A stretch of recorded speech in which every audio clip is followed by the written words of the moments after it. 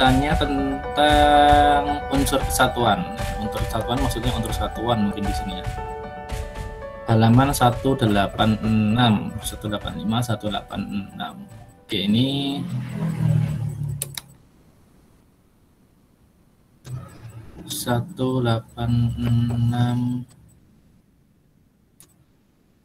ini ya Mbak ya. Mbak Diana tadi mana? Sudah gabung belum ya?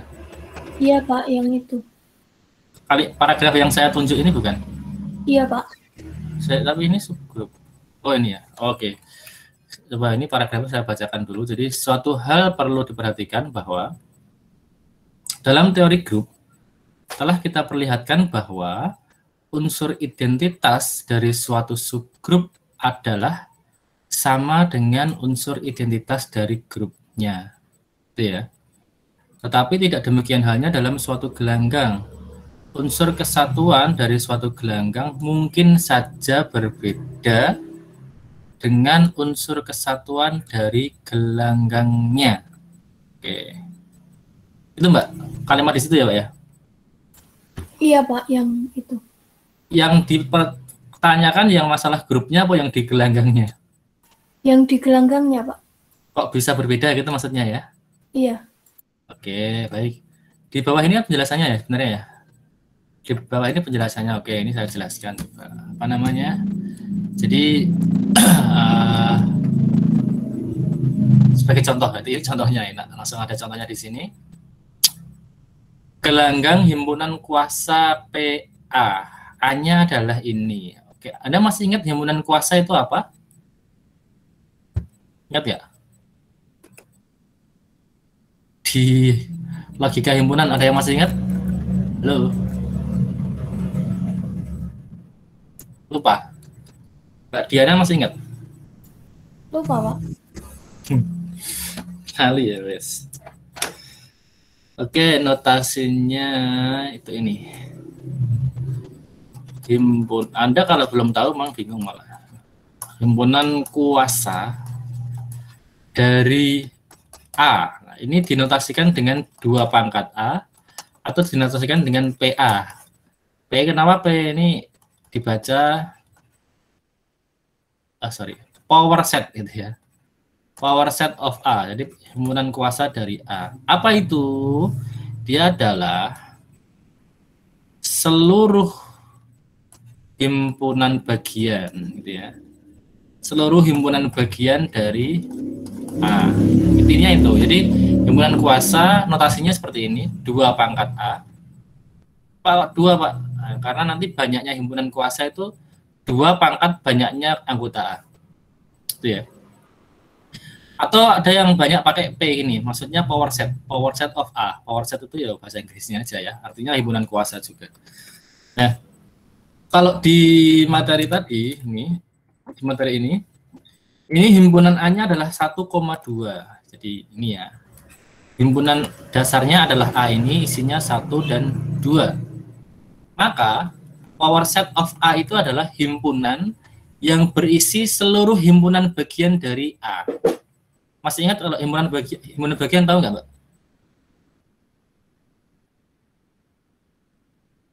Halo? Mbak Diana tadi mana? Atau yang lain? Ada yang masih ingat himpunan bagian? Pak. Ingat. Mana Mas? Himpunan bagian. Ya. Yang itu bukan Pak. Himpunan kosong. Terus himpunan 1. Himpunan kosong. Jadi ini himpunan isinya himpunan ya. Jadi harus ditulis dalam bentuk himpunan gini. Ya, 1. Terus himpunan baru 2. Terus himpunan lagi 1 dan 2. Oke, ini ya. Oke, bagus.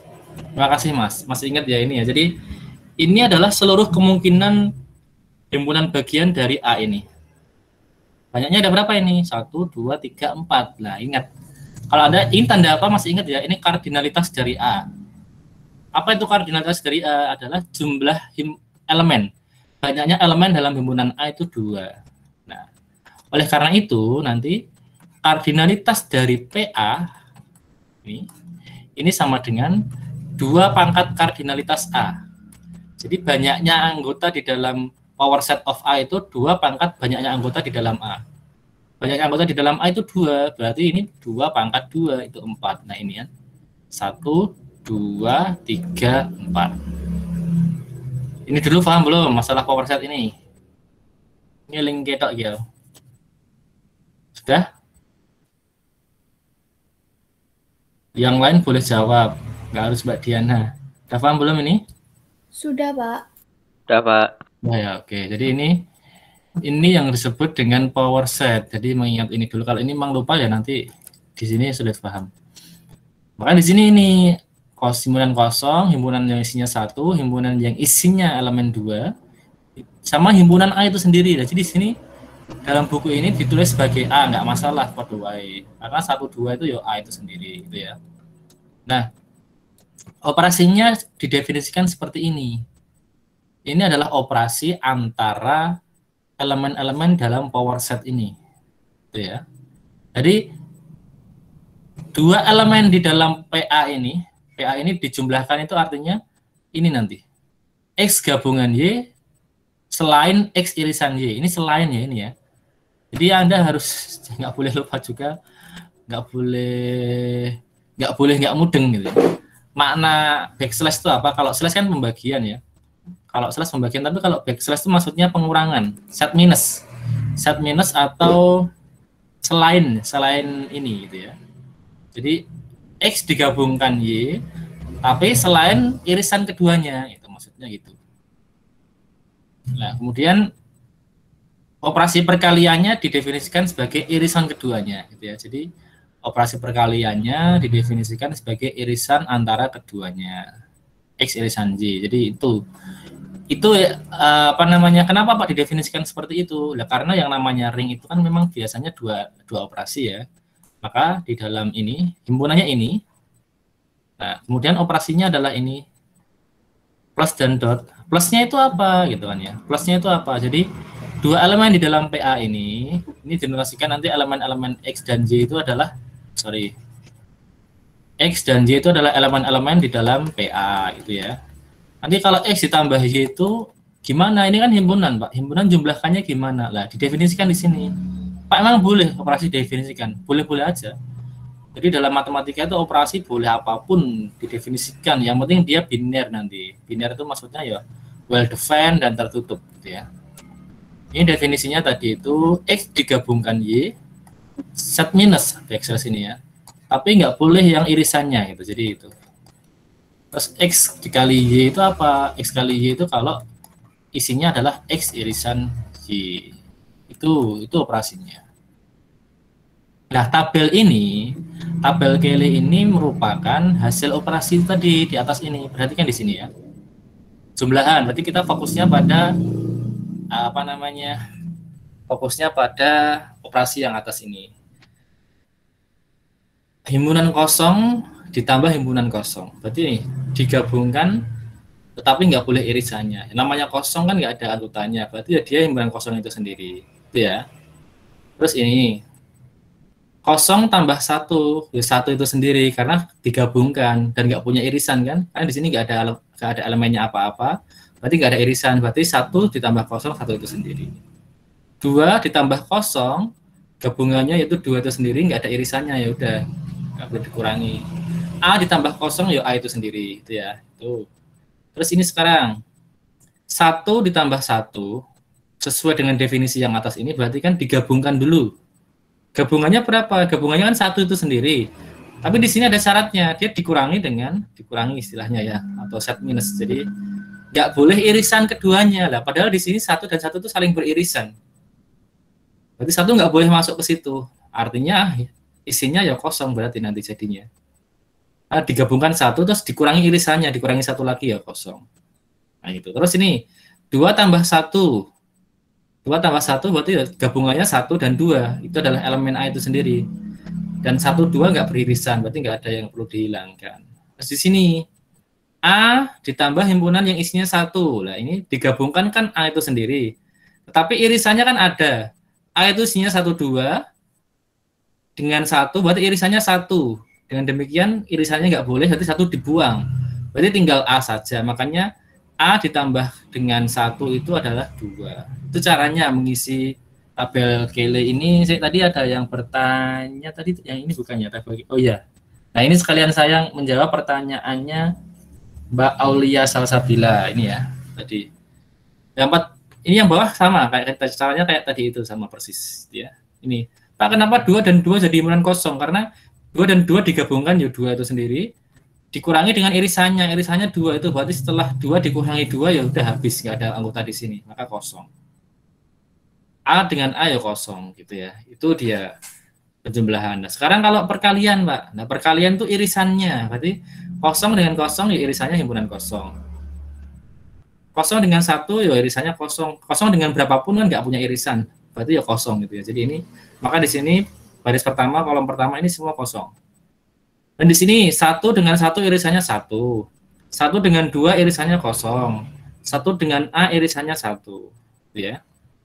Ini 2 dengan 1 irisannya kosong. 2 dengan 2 irisannya 2 itu sendiri. 2 dengan A irisannya 2. Dan seterusnya. Itu dulu. Mbak Aulia sudah gabung belum ini?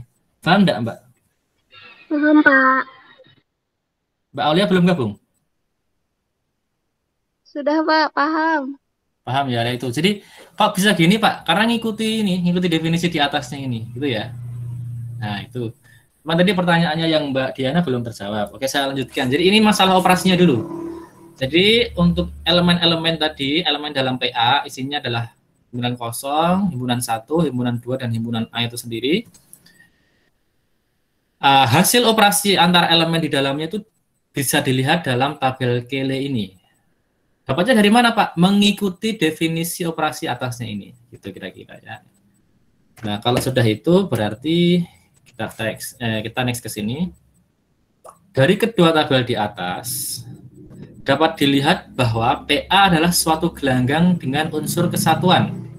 Unsur kesatuan itu unsur identitas maksudnya ya. Unsur identitas. Jadi di sini di perkalian di sini.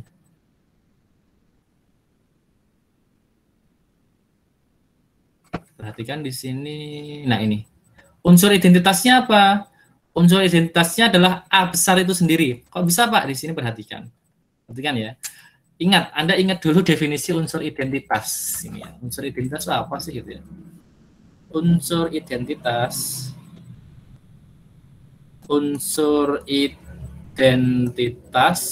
itu atau unsur satuan gitu ya. Ada yang bilang unsur satuan gitu ya, atau elemen satuan itu apa sih gitu ya.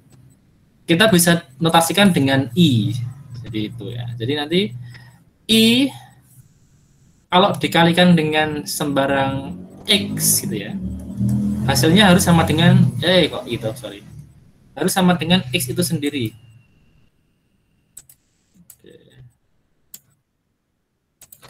Jadi untuk setiap X elemen di dalam ring,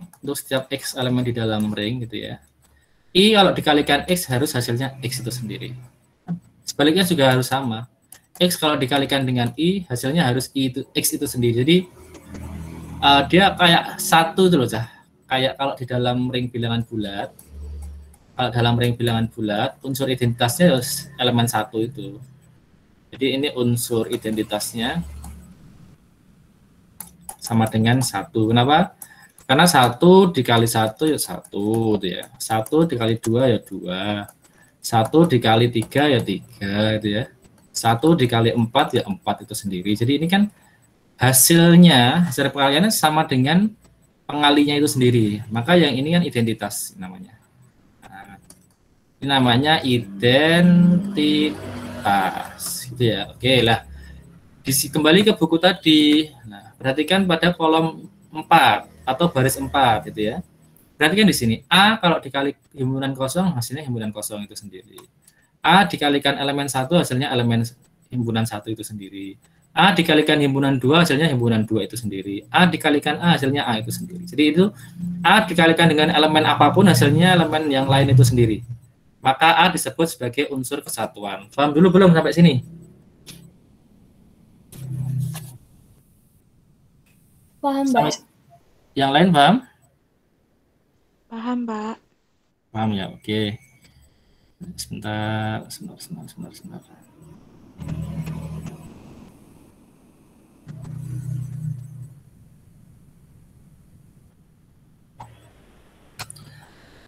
Oke, kemudian kalau sudah lah itu ya. Jadi pada PA, pada himpunan PA, pada ring PA atau gelanggang. Jadi gelanggang podo kalau ring podo aja ya. Jangan bingung kalian. Gelanggang itu ya ring itu. Pada ring PA ini tadi, ring PA yang isinya 4 elemen ini, unsur identitasnya atau unsur satuannya adalah A. Dilihat C. A ya. Terus sekarang kita ambil subgelanggang. Apa subgelanggangnya? Subgelanggang itu adalah himpunan bagian dari PA yang juga merupakan gelanggang. Itu ya, saya sedikit tak jelaskan di sini dulu. Jadi kita punya gelanggang di sini. Kita punya gelanggang. Gitu ya.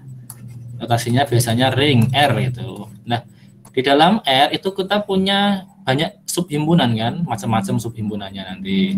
Nah, subhimpunan di dalam ring itu kita kasih simbol S. Nah, ini ya. S merupakan subhimpunan dari R. Ini S-nya adalah subhimpunan. Subhimpunan atau subset ya, sama aja. Atau subset. Nah, subhimpunan itu belum tentu menjadi ring. Paham dulu ya, subhimpunan itu belum tentu menjadi. Kok bisa, Pak? Contohnya ini. Kalau saya ambil ringnya adalah ring Z misalkan. Nanti kalau saya tanya tolong dijawab ya, biar enak cah, biar jelas kayak ono yang dijelaskan loh. Jadi misalkan ringnya adalah Z plus dan dot. Misalkan saya ambil di sini isinya misalkan ya. Misalkan isinya 0, 1, dan 2. Ini subhimpunan dari Z apa bukan, cah? Halo? 0, himpunan 0, 1, 2 ini, halo. Ini subhimpunan dari bilangan bulat atau enggak? Iya, Pak. Iya. Jadi ini adalah subhimpunan dari bilangan bulat. Nah, ini meskipun saya sedang menjawab pertanyaannya Diana, tapi yang lain yo gak loh, tapi ora ya rawas sih. Terserah lah. Oke. Apa namanya? Ini subset atau subhimpunan. Jadi tapi ini dia tidak menjadi gelanggang gitu ya. Pak, kenapa nggak gelanggang, Pak gitu? Operasi penjumlahan saja, grup saja enggak gitu ya. Grup saja enggak gitu. Kenapa? Karena ini kita lihat 1 tambah 2 itu hasilnya 3. Ya. Lah, 3 ini bukan elemen, kalau ini kita kasih nama S itu, 3 itu bukan elemen dari S. Jadi tertutup terhadap operasi penjumlahan saja enggak gitu ya. Jadi makanya dia grup saja enggak. Maka dia juga kalau bukan grup ya pasti bukan ring. Terhadap operasi penjumlahan saja bukan grup. Apalagi ring gitu ya. Nah, ini dia bukan ring, bukan grup dan bukan ring tentunya. Nah, karena dia bukan ring ya dia cukup menjadi subset saja. Cukup menjadi subhimpunan saja. Itu ya, subhimpunan. Nah, tapi kita akan punya subset lain gitu ya, misalkan di sini. Subset lain yang nanti punya sifat seperti induknya gitu istilahnya. Saya ambil contoh misalkan 2Z. Gitu ya. 2Z itu apa? 2Z ya isinya min 6, min 4, min 2, 0, 2, 4, dan seterusnya. Itu ya. Yaitu kalau kita punya ini, 2Z ini, kita bisa cek ternyata nanti dia merupakan gelanggang juga. Dia merupakan ring juga. Tertutup terhadap operasi penjumlahan, iya. Asosiatif, iya. Punya elemen netral, iya. Itu nolnya ini, gitu ya. Terus setiap elemen punya inverse terhadap penjumlahan. Ada 2 inversenya min 2, 4 inversenya min 4, dan seterusnya. Terus terhadap perkalian, dia minimal kan asosiatif saja. Asosiatif oke, masih oke lah ya. 2 kali 4 kali 6 misalkan itu. Dibalik-balik mana dulu yang dikalian sama. Jadi ini merupakan ring. Nah, induknya ring, anaknya ring. Nah, maka anaknya ini disebut sebagai subring dari induknya. Jadi 2Z itu disebut sebagai subring dari Z. Itu yang dimaksud dengan subring. Paham belum?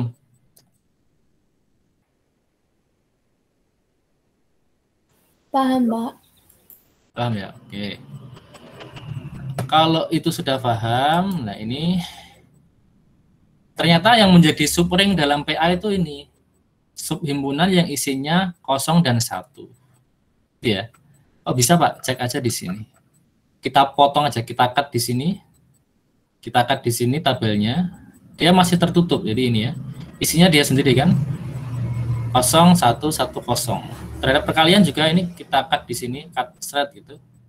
Masih tertutup, isinya 0 dan 1. Ya, jadi masih aman. Nanti jika dia juga punya elemen netralnya 0, di sini elemen. Nah, ini fokus ke elemen satuannya sekarang. Perhatikan di sini.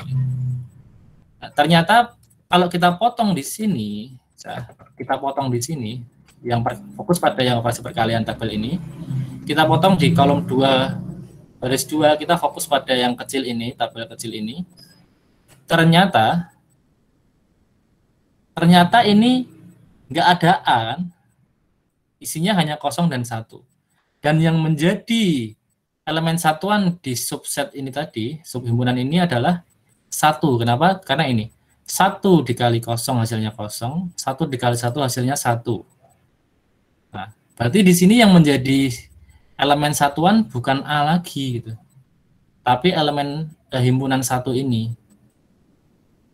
A aja udah nggak ada di sini kayak gitu ya. Nah itu menjadi istilahnya contoh atau counter example gitu ya, yang menyangkal sifat pada grup. Oh iya, kalau grup memang iya, kalau grup identitas subgrup itu sama dengan identitas grupnya. Tapi ternyata kalau ring itu tidak.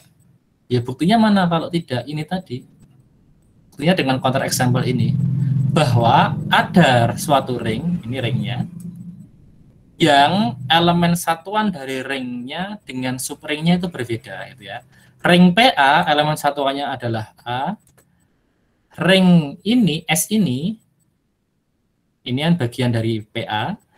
Elemen satuannya adalah 1. Nah, ini berbeda dari A. Nanti juga demikian juga kalau kita ambil subring yang lain juga, ini misalkan S1 yang isinya 0 dan himpunan 2 ini juga ternyata satuannya beda lagi nanti, yaitu 2. Itu Mbak Diana tadi. Sorry, Mbak Diana bukan ya? Sudah paham belum? Sudah Pak, sudah paham. Terima kasih Pak. Oke. Kemudian di sini ada Mas Bayu ya. Mas Bayu exercise 1. Itu berarti bahasa Inggris ya. Exercise 1 halaman 147. Sing 1. Ini Mas Bayu, halo. Ini ya Mas Bayu. Oke, T1 ini ya. Ngomong-ngomong, Pak Sis sudah ngasih tugas belum ya? Tahu nggak kalian? Halo? Ribut, Pak.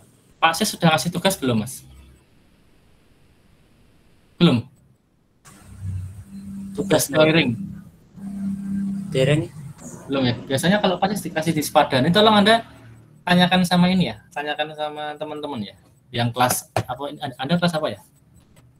Kalian itu kelas A, berarti yang kelas B sama C coba tanyakan. Nanti tugasnya sama dan soal ujiannya sama, yang bikin Pak Sis semua nanti untuk teori ring ini. Gitu ya. Nah, saya fokus ke sini karena biasanya ini termasuk dalam soal tugas. Saya tanya itu kenapa, karena itu tadi. Tapi nggak apa-apa, tak jelaskan. Jadi ini pertanyaan Mas Bayu, gimana sih caranya menjelaskan kalau seperti ini gitu ya? Apa namanya? Pembuktian tentang subring yang bentuknya matriks gitu ya. Nah, ini saya akan menggunakan Jamboard saja biar di sini. Nggak tahu di penjelasan saya ada atau enggak. Ini termasuk kemarin yang ditanyakan lewat komentar ya di video sama si Harun itu ya.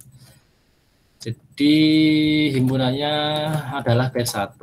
Jadi ringnya dulu ya. Jadi gini. Kita diberikan ringnya apa sih? Ringnya M2Z gitu ya. Ringnya itu adalah M2Z. Ini semoga Anda nggak bingung baca ini. M2Z itu apa sih? M2Z itu adalah ring matriks persegi berukuran 2 gitu ya. Berarti 2 kali 2. Yang entry-nya, entry itu apa? Entry itu isinya matriks gitu loh.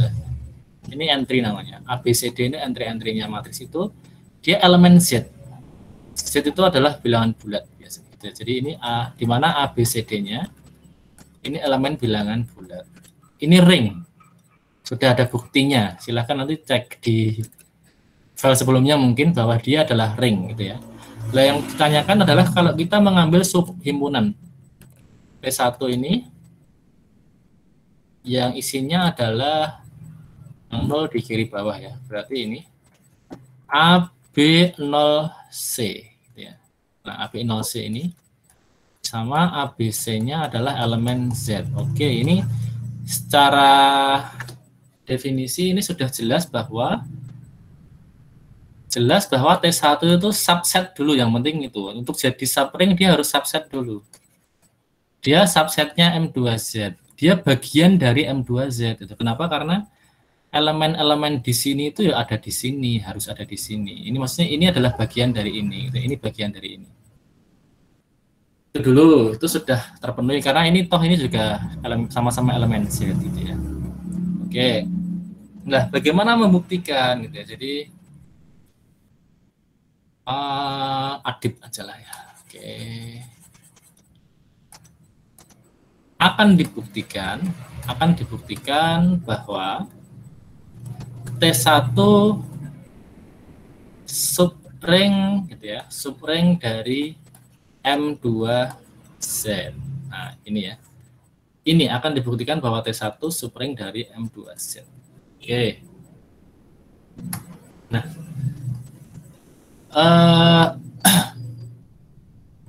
teman-teman, kalau kita mendapati permasalahan tentang pembuktian, itu Anda harus ingat metode pembuktian waktu Anda belajar di logika himpunan dulu gitu ya. Jadi gimana sih cara penarikan kesimpulan atau gimana cara pembuktian gitu ya.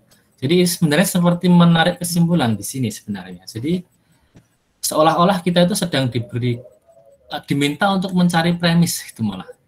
Agak dibalik ini. Atau premisnya ada tapi diminta untuk membedah atau menguraikan premis-premis itu supaya menyambung gitu ya. Jadi ini. Misalkan ada premis 1, premis 2 gitu ya. Di sini mungkin 2 premis cukup ya. Terus kesimpulannya itu yang ini sebenarnya. Kesimpulannya itu yang ingin dibuktikan itu. Jadi kesimpulannya adalah T1 itu subringnya M2Z gitu ya. Nah, ini premisnya berarti setidaknya ada 3 nanti. Taruh sini aja ya. Jadi berarti premisnya apa? Premisnya adalah T1. Berarti kan premis kan yang diketahui. T1 dengan wujud ini. Premis 2 apa? Premis 2 adalah M2Z, yaitu ring dengan wujud itu gitu ya. Ring dengan wujudnya yang seperti ini. Itu premis 2. Premis 3 apa? Premis 3 itu ya kita tahu bahwa ada definisi itu ya. Definisi atau syarat subring. Meskipun tidak dituliskan di dalam soal syaratnya, tapi dianggap Anda tahu gitu karena Anda sudah habis belajar itu gitu kan ya. Anda dianggap pernah belajar tentang definisi atau syarat subring. Jadi kita punya premis-premis itu.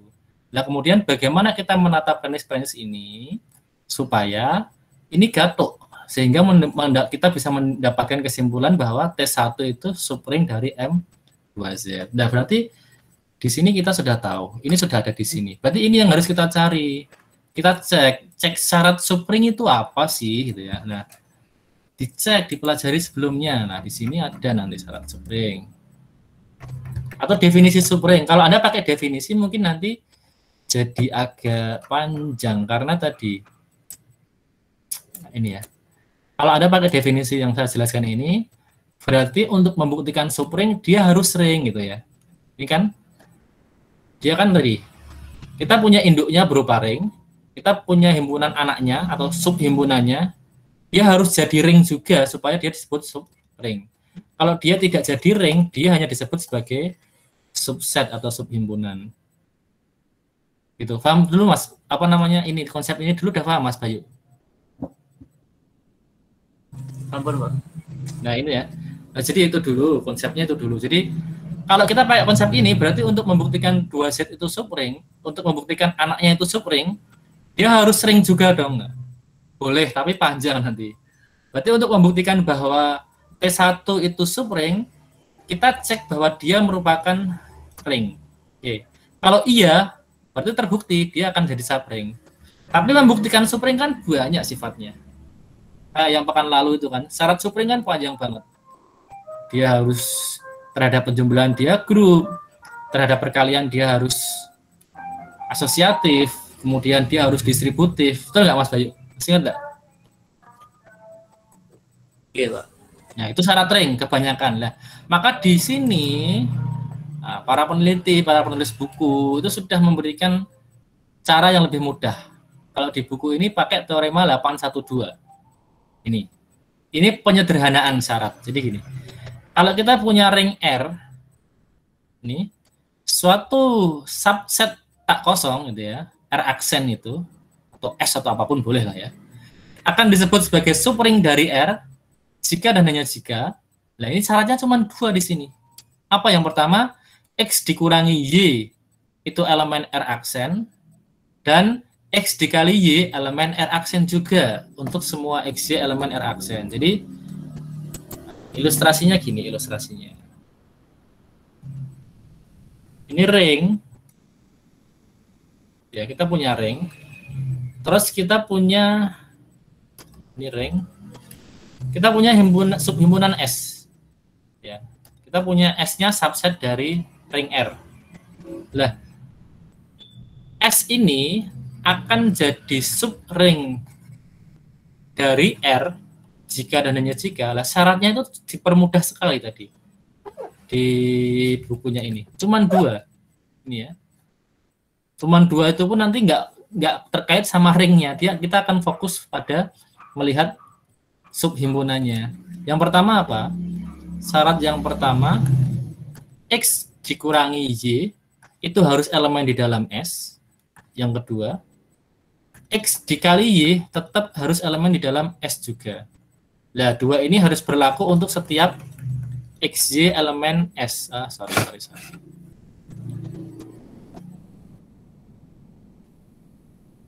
Ini ya. Ini harus berlaku untuk setiap XY elemen S. Artinya, seluruh elemen-elemen di dalam S ini, dalam himpunan yang kecil ini, himpunan anaknya ini kalau dioperasikan selisihnya, pengurangan, dia tetap harus berada di dalam S. Kalau dia dikalikan, dia juga tetap berada di dalam S. Sudah, ini aja. Jadi nggak perlu banyak. Seperti yang membuktikan ring. Kalau membuktikan ring panjang banget nanti. S terhadap penjumlahan harus grup. S terhadap perkalian harus semi grup. Terus harus ada 2 distributif itu. Kiri kanan diselidiki juga. Itu nanti lama sekali. Jadi ini adalah menyederhanakan syarat. Oh bisa Pak, karena ini ada buktinya di sini. Dengan terpenuhnya 2 syarat ini, otomatis dia akan jadi ring juga. Pasti itu nanti. Silakan nanti kalau mau baca di sini dibaca. Kalau nggak paham ya tetap dibaca saja dia. Nanti kalau nggak paham lagi baru saya jelaskan. Tapi ini kayaknya di bukunya ini juga ada kayaknya. Kalau di bukunya ini, nah ini Mas. Di sini ya. Atau ya, oh ya ini. Betul. Ini berarti. Pak ini kok 3 Pak, 0 harus elemen S Pak. Nah ini tambahan sendiri dari bapaknya yang menerjemah. Ini sebenarnya banyak terjemahan dari sini sebenarnya. Beliau ngikuti alur di sini sebenarnya. Kalau di Malik itu ya 0 sudah dianggap berada di dalam ring R itu, subringnya itu gitu ya. Makanya tidak ditulis. Maka dia cuma ditulis 2 tok tadi itu. X min Y elemen R dan X kali Y elemen R. Jadi kalau ini ingin dipastikan lagi bahwa 0 berada di situ. Ini kan kadang-kadang kalau ada 0 malah bingung nanti kalian. Kenapa? Karena ring itu macam-macam bentuknya. Ada yang bentuknya bilangan, ada yang bentuknya matriks, mungkin ada yang bentuknya vektor dan sebagainya. Dan 0 nanti ngikuti itu. 0-nya 0 apakah 0 bilangan, ataukah 0 matriks, ataukah 0 vektor, ataukah 0 polinomial dan sebagainya. Itu malah bingung. Jadi untuk kita ngikuti di S Malik ini nggak apa-apa. Anggaplah 0, elemen 0 atau netral sudah berada di situ. Ya. Anggap netral sudah berada di situ.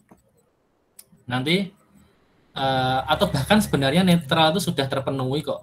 Ini terlalu 0 itu berada di situ sudah terpenuhi oleh yang kedua. Kok bisa, Pak? Kalau ini kan setiap X dan Y. Setiap X dan Y elemen S kalau dikurangi harus berada di S. Berarti termasuk kalau keduanya sama sebenarnya. Jadi kalau X dan Y sama, berarti X sama dengan Y, berarti podo karo X dan X itu sendiri, atau Y dan Y itu sendiri. Kalau dikurangi kan 0. Itu sudah sebenarnya mewakili yang pertama. Ini terlalu berlebihan bahasanya ya. Jadi itu. Jadi kita sekarang pakai dua syarat ini saja. Nah, kalau sudah paham syarat ini, berarti membuktikan ini tadi, kita pakai syarat sapring ini berarti. Nggak pakai syarat definisi yang ring, nanti kelamaan. Gitu ya. Berarti kita cukup membuktikan dua elemen ini. Gimana caranya? Ini. Berarti yang pertama, ambil dulu dong. Ambil sembarang gitu ya. Dua elemen berarti kan. Di sini butuhnya kan dua elemen. Dua elemen di dalam himpunan yang kecil. Nah, himpunan yang kita butuhkan kan yang kecil itu berarti himpunan T. Berarti dua elemen di dalam T1. Misalkan kasih nama aja sendiri. Mau Anda kasih nama silahkan, mau enggak ya enggak apa-apa. Kita kasih nama A misalkan. Di sini ya. A-nya misalkan saya kasih nama A1, B1, 0 dan C1 gitu ya. Dan B saya ambil 2. B-nya apa? Saya kasih nama, jangan A dan B deh, nanti sama kayak entry-nya ya. Saya kasih nama P sama Q aja deh.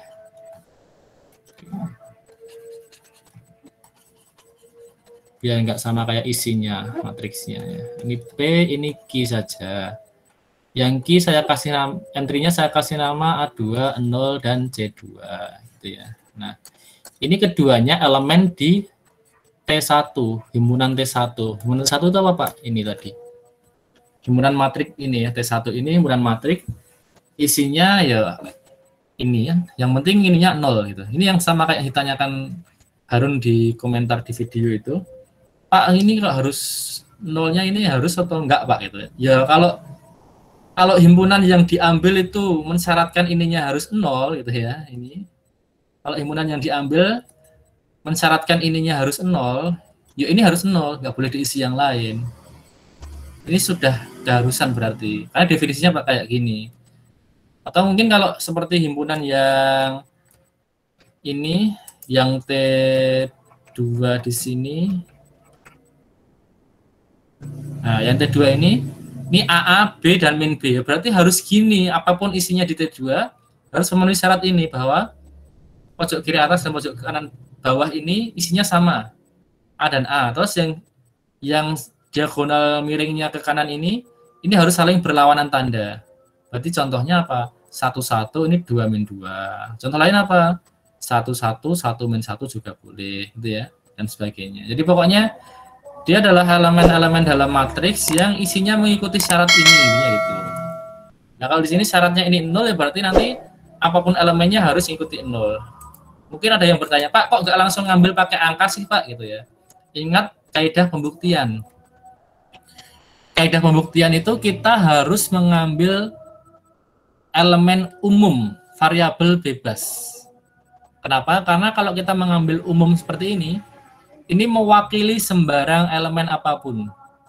Ya. Jadi ini mewakili apapun. Jadi ini yang mewakili 1, 2, 0, 2 misalkan. Ini mewakili 1, 5, 0, 6 terwakili di sini. Ini juga bisa mewakili 2, 2, 0, 2. Ini bisa mewakili 3, 3, 0, 3 gitu ya. Tapi kalau kita mengambil tertentu, Pak, saya untuk membuktikan ambil ini aja deh, Pak. Biar gampang mungkin alasan Anda. Biar nggak abstrak gitu ya. Nah, biar nggak abstrak, Pak, saya ambil ini saja. Loh. Oke, mungkin ini nggak abstrak, dan ini betul elemen T. Tapi ini nggak memenuhi kaidah pembuktian. Karena dia mewakili dirinya sendiri saja. Dia mewakili matrik ini saja, 1, 1, 0, 1. Q juga gitu, mewakili matrik dia sendiri saja, 2, 2, 0, 2. Tidak mewakili yang lain. Memang kenapa, Pak, kalau nggak mewakili yang lain? Ya. Kalau dia nggak mewakili yang lain, kalau kita buktikan pakai ini, kalau ini terbukti, seandainya ini terbukti, ya dia terbukti untuk kasus khusus ini saja gitu loh. Kasus dirinya saja. tapi tidak terbukti untuk kasus lain selain dia gitu. Itulah kenapa kita pakainya masih notasi seperti ini yang variabel bebas, variabel umum.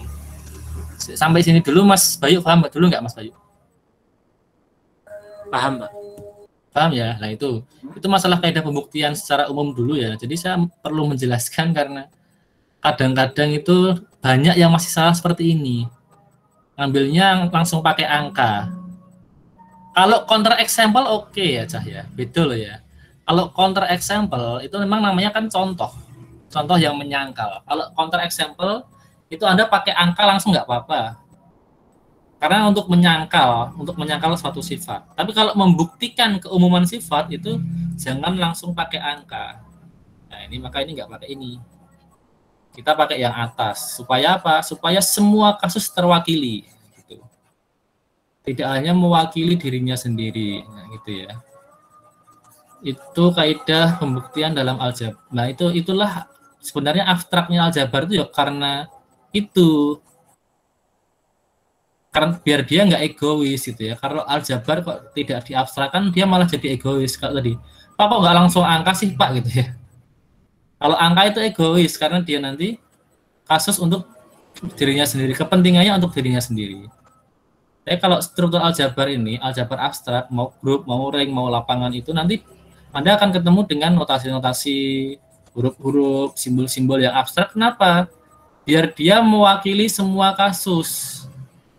Biar dia mewakili seluruh kejadian yang mungkin di dunia lainnya, di dunia nyata ini. Dia merepresentasikan, dia mewakili seluruh kemungkinan yang bisa terjadi gitu. Itulah kenapa abstrak, karena itu sebenarnya. Jadi kadang-kadang karena abstrak itu mahasiswa terus sok malas ya, sinau apa sih ini, apa ke abstrak banget gitu ya. Nah, itu. Nah, kalau Anda pengen yang nggak abstrak kayak SMA dulu itu langsung bilangan dikalikan gitu ya. Itu SMA. Nah, ini sekarang cek berarti. Cek yang pertama apa? Tadi P dikurangi Q. Kan ini tadi syaratnya. Dikurangin ya. P dikurangi Q itu apa? P dikurangi Q itu berarti isinya adalah nanti A, saya langsung aja ya. Harus pelan-pelan lah. Ini dikurangi, ini berarti A2, B2, 0, sorry, C2. Nah ini ya.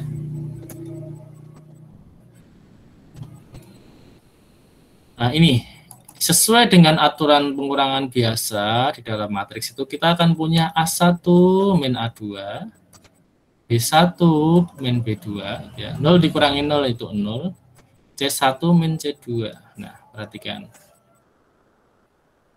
Ingat ya, P dan Q itu elemen T1, berarti memenuhi syarat T1 itu apa? Dia bilangan bulat, ABC bilangan bulat, berarti di sini A1, B1, C1 bilangan bulat, A2, B2, C2 bilangan bulat. Pertanyaannya, kalau ini dikurangkan, pengurangan A1 dikurangi A2, B1 kurangi B2, C1 kurangi C2 itu tetap bilangan bulat atau enggak? Halo? Tetap, Pak. Tetap ya. Jadi tetap bilangan bulat, ini tetap bilangan bulat, ini tetap bilangan bulat. Berarti apakah memenuhi syarat T, Mas? Memenuhi. Nah, dengan demikian, maka ini elemen T1. Jadi P dikurangi Q itu tetap elemen di T1. Oke ya. Nah, syarat pertama terpenuhi dulu. Berikutnya syarat kedua. Syarat kedua adalah dikalikan P kali Q. Berarti A1 B1 0 C1 dikalikan dengan A2 B2 0 C2. Tuh. Lah, dikalikan bagaimana? Supaya perkalian matrik biasa itu, berarti ini A1 kali A2 tambah B1 kali 0. Berarti hasilnya adalah A1 A2. Berikutnya A1 B2. A1 kali B2 ditambah B1 C2. B1 kali C2.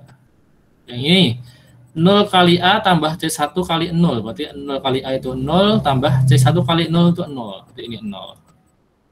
Terakhir 0 kali B2 itu 0, C1 kali C2, berarti ini tinggal C1 kali C2. Nah, ini Mas, ini masing-masing tetap bilangan bulat atau enggak Mas? Tetap Tetap ya. Berarti ini memenuhi syarat T1 enggak? memenuhi. Memenuhi. Berarti ini tetap elemen. Artinya apa? Jadi hasil perkaliannya pun P dikali Q juga tetap elemen di T1. Nah itu. Nah ini kan yang kita ambil kan sembarang. Makanya tertulis abstrak tadi itu. Simbol-simbol, notasi-notasi, bukan bilangan. Lah, sembarangnya berarti dia mewakili sembarang yang lainnya. Artinya apa? Seluruh elemen di dalam T1, apapun nanti, kalau nggak percaya silahkan Anda cek sendiri, sebanyak mungkin Anda mengeceknya, pasti akan memenuhi dua syarat ini, pasti.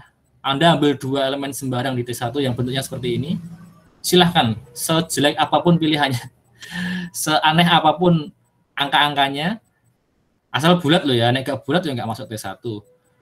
Syaratnya memang T1 harus bulat duluan gitu ya. Nanti kalau Anda kurangi atau Anda kalikan, dia akan tetap berada di T1. Saya yakin itu meskipun saya nggak harus mencoba pakai kasus khusus ya. Kenapa? Karena saya sudah percaya dengan abstrak yang ini. Kenapa? Karena ini adalah justru mewakili semuanya. Nah, karena ini dan ini terbukti, nah berarti syaratnya sudah ketemu semua ini. Ini terpenuhi, ini terpenuhi. Kalau terpenuhi berarti kita boleh menyimpulkan gitu ya. Jadi karena 1 dan 2 itu maka terbukti T1 subring dari M2Z. Gitu Mas, paham belum Mas? Sampun, Pak. Yang lain paham enggak? Selain Bayu ikut gateknya apa enggak gimana? Paham, Pak. Paham ya? Oke. Itu ya, itu Mas Bayu. Aulia tadi pertanyaannya sudah. Sorry, tadi ada pertanyaan yang kelewat. Mohon maaf. Ada pertanyaannya Briliana ya sini ya. Briliana bertanya tentang teorema 817. Mbak Briliana ada di sini? Hadir, Pak. Itu di file yang bahasa Inggris berarti Mbak ya? Slide-nya Yang itu. dari video, Pak. Iya. Ya, tapi kan video dari penjelasan slide bahasa Inggris ini kan? Iya, Pak. Teorema 817 ini sing oh ini ya, Mbak ya? Iya, Pak. Oh, menggabungkan ini ya? Iya, Pak. Oke, ini seperti penjelasannya hampir mirip kayak yang ini, Mbak. Hampir mirip kayak ini ya. Ini ingat, ini kalau subring buktikan pakai cara ini. Jadi nggak perlu dibuktikan dia harus ring itu sendiri, nanti terlalu panjang Anda, repot, kelamaan. Jadi cukup kalau dua sifat ini terpenuhi ya dia sudah jadi subring, ya.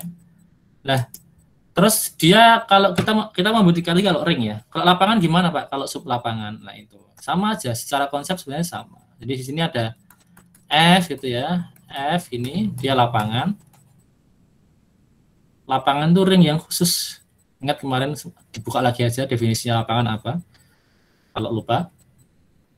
Nah di sini saya pakai notasi apa biar sama di sini ya. S juga lah yang apa. S. S itu subsetnya, subhimpunan dari lapangan. Ya. Nah, S ini akan menjadi apa namanya S. Sorry.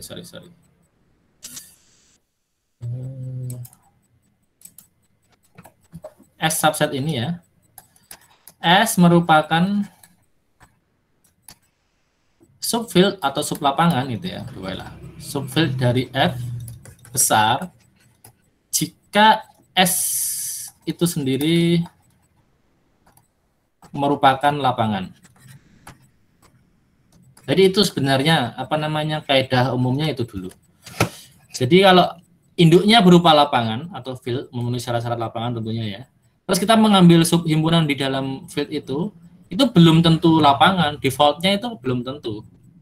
Baru kalau dia menjadi lapangan juga seperti induknya, dia baru bisa disebut sebagai subfield atau sublapangan. Nah itu. Cuman masalahnya kalau untuk membuktikan dia lapangan kan panjang banget. Jadi nggak harus dibuktikan seluruhnya. Kenapa? Karena S itu sudah berada di dalam F. Nah, nanti kalau sudah berada di dalam F itu pasti elemen-elemen sifat-sifat tertentu dari elemen itu ngikuti sifat induknya. Bagi contoh asosiatif, komutatif, itu pasti sudah mengikuti sifat induknya. Karena itu sifat operasi sederhana, nggak perlu dibuktikan lagi. Maka Yang masih perlu dibuktikan itu ada di sini. Teorema 817 ini. Ya. Nah, yang pertama apa ini? Contain more than one element. Jadi dia memuat lebih dari satu elemen. Itu lapangan. Kenapa dia harus memuat lebih dari satu elemen di sini? Iya. Karena biasanya nanti gini ini itu kan F itu kan ada dua operasi ya, F plus F dot ya. Ini kan kemarin sudah saya uraikan. Kalau lapangan itu sangat istimewa terhadap ini, dia grup Abel terhadap operasi perkalian atau dot dia juga grup Abel gitu. Kalau di sini dia grup itu pasti dia punya yang namanya elemen identitas gitu ya, elemen identitas elemen netral 0 itu loh biasanya. Nah, 0 itu ya elemen netral. Kalau terhadap perkalian dia biasanya punya elemen identitas, sifatnya mesti berbeda. Satunya operasinya penjumlahan, satunya operasi perkalian ya. Ini identitas atau satuan. Nah, ini sama ini tuh pasti berbeda ya, hampir bisa dipastikan. Jadi di sini elemen netral, ini identitas sendiri. Nah, kayaknya sih, karena saya maksudnya belum meneliti semuanya, terlalu banyak contoh ya. Tapi sejauh ini itu pasti berbeda, makanya dia minimal lebih dari satu elemen, minimal 2 lah. Kenapa? Karena yang penting paling enggak satu sebagai elemen netral, satu sebagai elemen identitas nanti satuannya. Karena nggak mungkin nanti kalau cuma satu elemen tok terus sekaligus menjadi netral, sekaligus menjadi identitas, itu nggak mungkin. Itu ya. Itu kenapa di sini ada kata-kata contain more than one element, itu karena itu. Lah kemudian kalau di sini meskipun ini nggak usah terlalu sering dibuktikan, atau kalau atau dibuktikan ya kan gampang ya. Tinggal ditunjukkan misalkan kayak tadi. Kayak apa namanya himpunan matriks ini ya sudah jelas. Jadi cukup jelas bahwa isinya ini kan banyak banget. Kemungkinan matriksnya kan banyak banget itu. Bahkan nggak hanya 2. Sangat banyak banget. Jadi kalau cuma disyaratkan 2 ya pasti terpenuhi gitu ya. Jadi yang pertama ini sangat jarang dibuktikan secara deskriptif gitu, karena bisa dilihat langsung dari himpunannya. Lah fokusnya kita kedua dan ketiga yang ditanyakan sama Mbak Briliana tadi ya. Jadi ini yang nomor 2 ini X min Y dan X kali Y ini kan sebenarnya yang di sini. Ini kan ya. X min Y elemen di S dan X kali Y elemen di S. Ini saya tuliskan lagi aja di sini.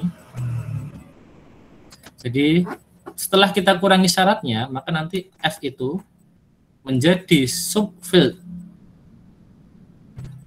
Subfield atau sublapangan S ya. S itu subfield atau sublapangan dari F jika dan hanya jika gitu ya. Oke, saya abaikan yang hanya ada 2 elemen tadi ya. Saya langsung ke ini tadi, X min Y itu elemen S. Yang kedua, X kali Y itu elemen S. Jadi syarat ring juga harus terpenuhi di sini. Buat syarat ring itu otomatis juga harus kita buktikan. Nah, tapi ada tambahan satu syarat lagi di sini. Apa itu? X inverse itu terdapat di S juga untuk semua X. Jadi kalau yang pertama dan kedua itu kan untuk setiap XY elemen di S, ini juga sama untuk setiap XY elemen di S gitu ya. Ini.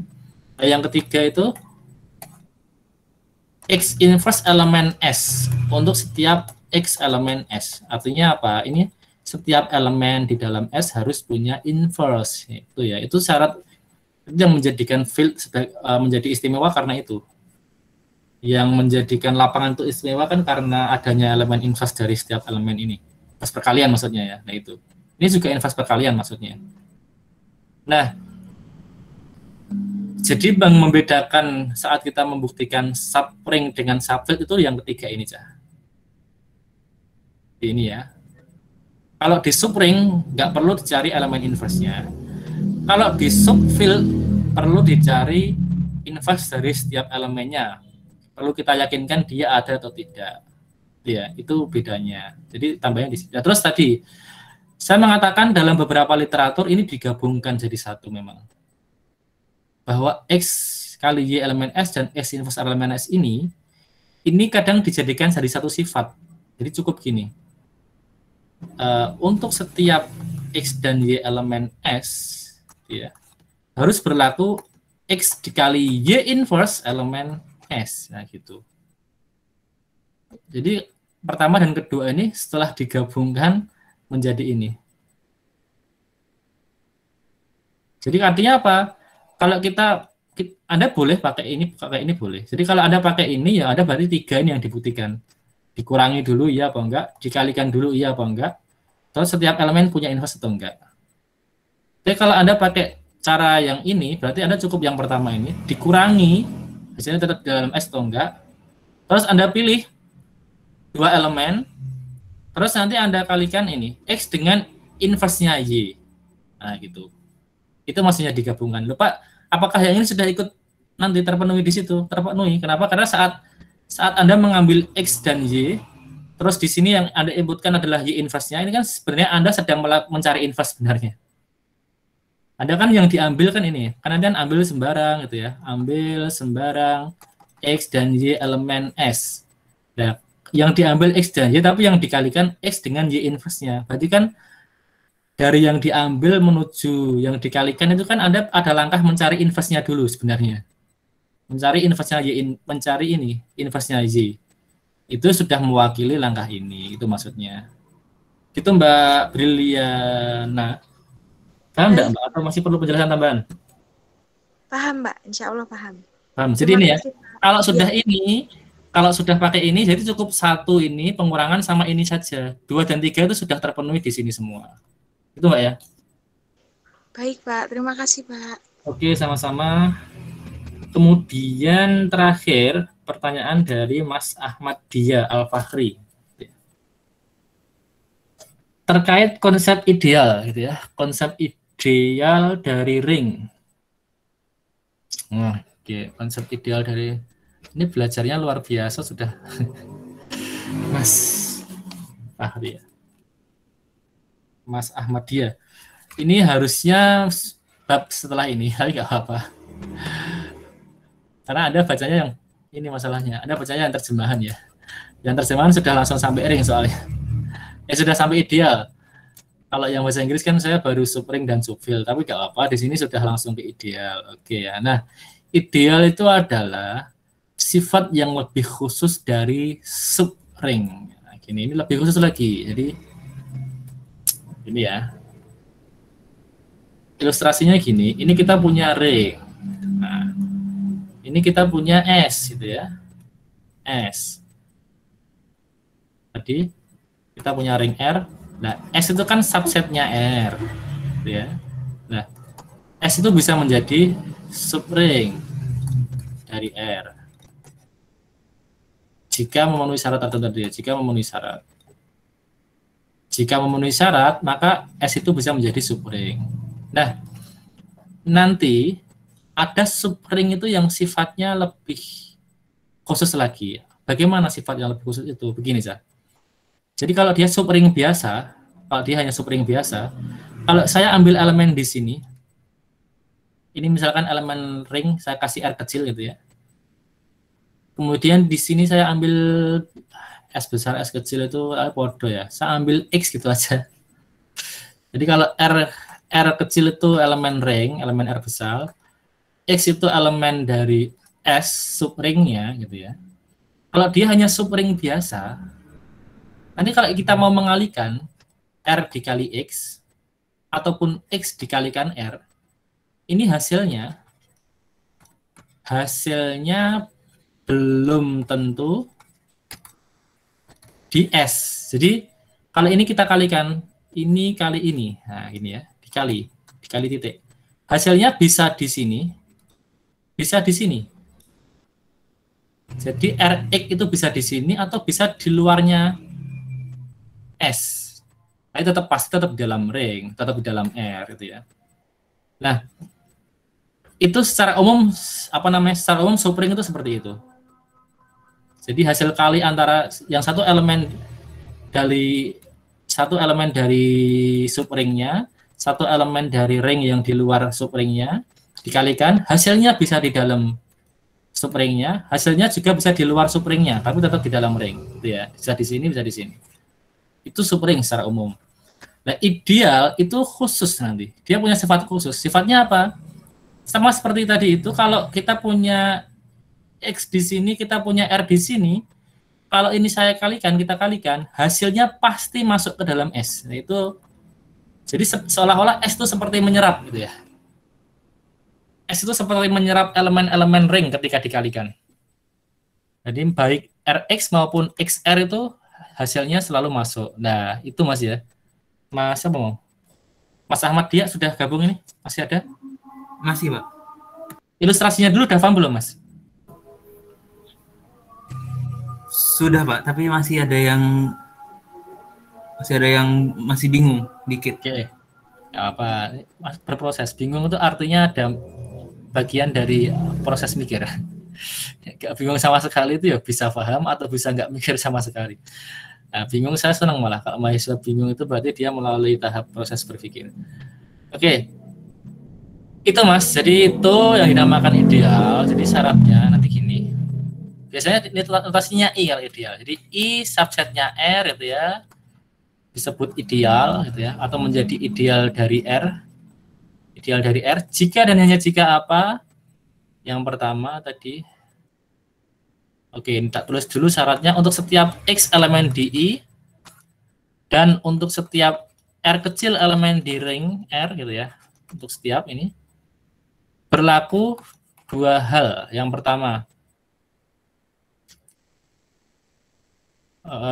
tapi ini I harus subring dulu loh ya. Jadi ini itu lanjutan di sini. Jadi syarat subring kita anggap, kita asumsikan sudah terpenuhi dulu. Ini syarat tambahan untuk menjadi ideal. Jadi dia harus subring dulu. I subring dari R dulu. Subring dulu, terus kalau mau menjadi ideal harus dikasih syarat tambahan. Itu maksudnya gitu. Jadi selain yang ini, syarat ring kan cuma ini ya. Syarat subring itu cuma ini. Nah, itu maksudnya. Tapi kalau mau jadi ini kalau hanya mau menjadi subring. Tapi kalau mau menjadi ideal itu, maka syaratnya ditambah, bukan meninggalkan ini, tapi ada tambahan lagi. Itu maksudnya nanti. Tambahannya apa?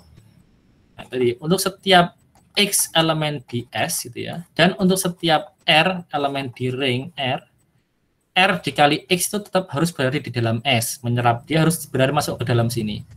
Yang keempat, ini sama untuk setiap X elemen S dan untuk setiap R kecil elemen di R besar. Ya. Ini sebaliknya ini, X dikali R itu harus berada di dalam S. Jadi ini tambahan sifat. Subring yang ditambahi sifat ini akan menjadi ideal. Itu maksudnya, Mas. Oke, saya kembali ke sini tadi ya. Nah, tadi. Ini sama ya, kalau dengan ini sama aja. Lah, gini Mas. Cuman masalahnya nanti mungkin ada beberapa ideal tertentu itu yang tidak memenuhi kedua-duanya secara langsung. Ada yang memenuhi yang mungkin bagian atas nomor 3 ini saja. Ada yang memenuhi bagian yang nomor 4 ini saja. Nah, itulah yang kemudian memunculkan istilah ideal kiri dan ideal kanan, Mas. Ini ya. Di sini ini. Ideal kiri dan sekaligus ideal kanan jika R kali N dan N kali R keduanya berada di dalam N, dalam idealnya. Nah, kita mengatakan kiri dan kanan dari posisi apanya? Dari posisi elemen ringnya, Mas. Ini. Rn, kan elemen ringnya dari arah kiri. NR, elemen ringnya dari arah kanan. Kita kembali ke sini. X itu elemen idealnya, R itu elemen ringnya. Ya, berarti Rx, Mas ini R-nya di sebelah mana, Mas? Mas Ahmad, ya. R-nya sebelah kiri. Ya, iyalah. Kalau hanya terpenuhi nomor 3 saja, maka nanti dia hanya disebut sebagai ideal kiri, Mas. Gitu maksudnya. Nah, yang nomor 4 ini, R-nya dikalikan dari arah mana, Mas? Kanan. Dari arah kanan, kan? Nah, kalau hanya memenuhi nomor 4 saja, tapi nggak memenuhi nomor 3, maka dia kita sebut sebagai ideal kanan. Nah, kalau memenuhi kedua-duanya, 3 maupun 4, dia disebut ideal saja. Nggak perlu ideal kanan kiri kesuwen nanti. Jadi, kalau ideal saja, itu berarti sudah ideal kanan sekaligus ideal kiri. Tapi kalau hanya terpenuhi salah satu saja, ya kita sebut kiri saja, ideal kiri, atau ideal kanan saja. Itu Mas Ahmad ya. Definisinya kira-kira dan ilustrasinya penjelasannya seperti itu. Udah paham belum? Untuk yang izin bertanya, Pak. Iya, Mas Lan. Untuk yang R itu biasanya bagaimana, Pak ya? Dalam bentuk apa, Pak? Biasanya, Pak? Ringnya tuh.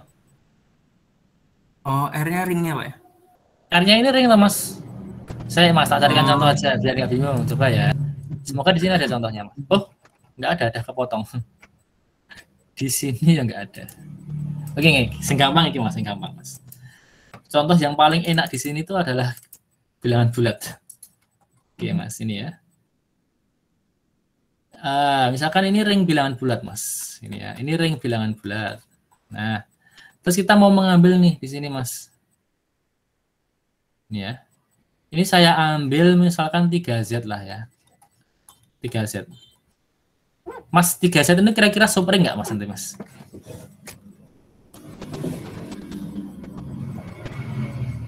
Iya, bukan, Pak. Dia subset apa enggak? Subsetnya enggak? Subhimpunan enggak dari Z? Iya. Subhimpunan iya ya. Terus kalau mau mengatakan subring, berarti membuktikannya pakai apa tadi, Mas? Berarti untuk setiap X dan Y elemen 3Z harus memenuhi syarat apa tadi yang pertama, Mas? X min Y X min Y elemen elemen Z. hey, 3Z. elemen 3Z, elemen yang mau dibuktikan dong. Kan mau membuktikan subringnya. Berarti kan 3Z-nya kan ya. Terus yang kedua, Mas? XY X kali Y elemen 3Z. 3Z. Oke, Mas ya. Nah, ini Mas, berarti kita ini dulu saya sebelum melanjut ke ideal, sekaligus saya kasih contoh membuktikan subring gitu ya. Jadi 3Z itu apa sih? 3Z itu kan himpunan bilangan bulat kelipatan 3 atau bisa kita tulis sebagai 3 kali N dengan N-nya elemen Z kan gitu. Nah, berarti untuk membuktikan ini dan ini kita ambil sembarang dulu dong. Ambil ini kan butuh 2, berarti ambil sembarang X, Y elemen 3Z. Jabarkan dulu. Karena dia elemen 3Z, maka X-nya bisa kita misalkan sebagai 3 kali N1. Y-nya bisa kita misalkan sebagai 3 kali N2. Ya. Ini dengan N1 dan N2 itu, dengan N1 dan N2-nya masing-masing elemen Z. Paham dulu nggak sampai sini? Halo? Paham nggak? Mengambilnya paham ini ya? Karena kita mengambilnya di 3Z, maka dia bisa pasti X dan Y itu bisa kita nyatakan sebagai 3 kali satu bilangan bulat tertentu itu. Paham, Mas ya? Paham, Pak. Paham. Nah, kalau sudah baru kita cek, berarti X dikurangi Y itu dia menjadi apa ini? 3N1 dikurangi 3N2 ya. Karena dia adalah elemen di dalam ring, maka berlaku sifat distributif. Maka bisa kita kelompokkan seperti ini. Nah, ini Mas, N1 dan N2 masing-masing elemen Z. Dikurangi elemen Z bukan, Mas? Iya, Pak. Berarti ini elemen dari 3 kali elemen Z, berarti elemen dari 3Z. 3Z, oke. Yang kedua dikalikan sekarang. X kali Y, berarti 3N1 dikali dengan 3N2. Nah, itu ya. Ini Mas, ini adalah bilangan bulat, ini ada 3 juga. Kalau kita buat asosiatif seperti ini, 3 kali N1 kali 3N2, ini ya. 3N2 itu bulat bukan? Bulat, Pak. Kali N1 tetap bulat apa enggak? Iya, Pak. Berarti N1 3N2 tetap bulat kan? Iya, Pak. Berarti ini elemen dari 3Z. 3Z juga. Terpenuhi kan, Mas? Ini dan ini terpenuhi kan? Kesimpulannya apa, Mas? Kesimpulannya itu subgroup. Subset. Sub apa? Subring. Subring. Oke, betul Mas ya. Jadi kesimpulannya jadi 3Z merupakan subring ya, subring dari Z. Oke, ini dulu udah paham. Nah, ini baru subring. Lah menuju ideal bagaimana? Ideal itu ada syarat tambahan. Nah, kita ambil sembarang sekarang. Lah kalau ideal tuh kalau ini ya bedanya dengan ring apa? Kalau subring, Mas, kedua-duanya ini diambil dari elemen subringnya. Elemen himpunan anaknya yang dalam, Mas. Paham ya? Iya tuh ini? Iya, Pak. X, ya. Tapi kalau membuktikan ideal, Mas, di sini akan dibuktikan ideal. Adip 3Z, adip itu akan dibuktikan ya. Ideal. Itu yang diambil satunya di himpunan anaknya, satunya di himpunan induknya, Mas. Berarti kita mengambil sembarang X itu elemen dari 3Z, ya. Dan R kecil itu elemen dari Z-nya. Paham belum, Mas? Oh, paham, Pak. Paham ya? Jadi ini mungkin tadi yang mau kamu tanyakan ya, R-nya mana, Pak? Itu tuh? Iya, Pak. Nah, ini jadi satunya elemen di dalam himpunan anaknya, satunya elemen di dalam himpunan induknya. Udah paham? Iya, Pak. Nah, itu bedanya dengan subring tadi. Nah, baru kita kalikan. Nah, ini ya. Jadi sekarang kita kalikan X dikali R gitu ya. Bisa kita nyatakan X sebagai 3N ya, karena X itu adalah apa namanya? Elemen di dalam 3Z, 3N untuk suatu N bilangan Z dikalikan dengan R kan gini. Nah, karena dia ring, kita kan bicara di dalam ring. Nanti berlaku sifat asosiatif. Kita bisa bikin kayak gini. Ini NR tetap Z bukan, Mas? Terberat nggak? Berarti ini elemen apa, Mas? Elemen dari 3Z. 3Z, oke. Yang kedua dibalik, R dikali X. Gitu ya. Nah, ini R dikali 3 kali N. Gitu ya. Ini tadi kita bicara ring. Nah, himpunan bilangan bulat itu ringnya adalah ring komutatif. Gitu ya. Jadi dibolak-balik sama karena dia bilangan bulat. Berarti kita boleh 3 kali R dikali N gitu. Nah, ini masih bulat ya, Mas? Rn. Masih, Pak. Berarti ini elemen dari 3Z.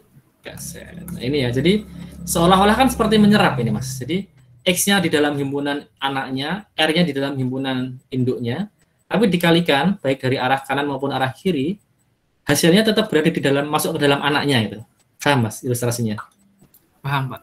Nah, berarti dengan ini kesimpulannya apa, Mas? Jadi 3Z apa, Mas? 3Z ideal merupakan ideal dari ring. Z. Dari ring Z. Jangan dari ring saja ya, dari ring yang mana itu maksudnya? Dari ring berarti dari ring Z. Nah, itu. Nah, tadi, Mas, seandainya yang terpenuhi satu saja. Ini saja, ini enggak. Berarti ideal kiri apa kanan, Mas? Gimana, Pak? Seandainya yang terpenuhi yang nomor 1 saja ini. Oh, iya. Yang nomor 2 enggak terpenuhi. Kanan. Kenapa? R-nya sebelah kanan. R-nya sebelah kanan. Oke ya. Sebaliknya, berarti kalau sebaliknya, kalau yang terpenuhi nomor 2 saja, Kiri. kiri. Tapi karena ini terpenuhi semuanya, maka dia disebut ideal. Sudah paham belum, Mas? Insya Allah sudah. Paham ya? Oke. Yang lain paham enggak? Paham, Pak.